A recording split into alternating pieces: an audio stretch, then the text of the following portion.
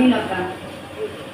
রাত পোহালে দিল্লির লাল কেল্লায় জাতীয় পতাকা পথ করে উঠবে।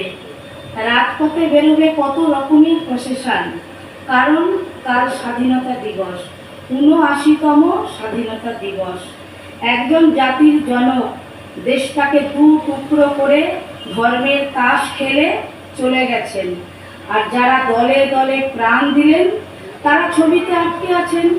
আর নেতাজির কথা যত কম বলা যায় ততই ভালো, কারণ ওই লোকটার তল খুঁজে পাওয়া আমার সাধ্য নয়।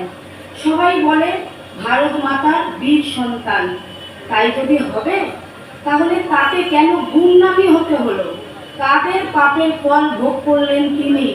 আমি সদর্পে বলতে চাই, সুভাষ আমার ইমোশন, ভারত মাতা বীর সন্তান। যাদের ষড়যন্ত্রের শিকার হলো সুভাষ, ইতিহাস যেন তাদের ক্ষমা না করে, তার আত্মা চির শান্তি লাভ করুক।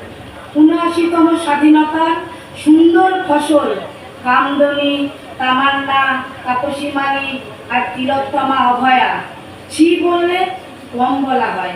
প্রতিবাদের ভাষা যেখানে পথ হারায়, নীরবতার বাতি জ্বলুক সেথায়।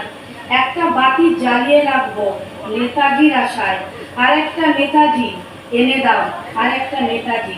স্বাধীনতা আর একটা নেতাজি চাই।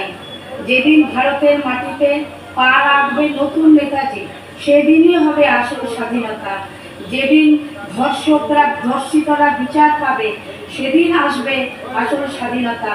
যেদিন অন্যায়কারীরা চরম আঘাতে থর থর করে কাঁপবে, সেদিন আসবে আসল স্বাধীনতা। স্বাধীনতা স্বাধীনতা খেলা আর নয়, স্বাধীনতা আসুক সবার সুরক্ষায়।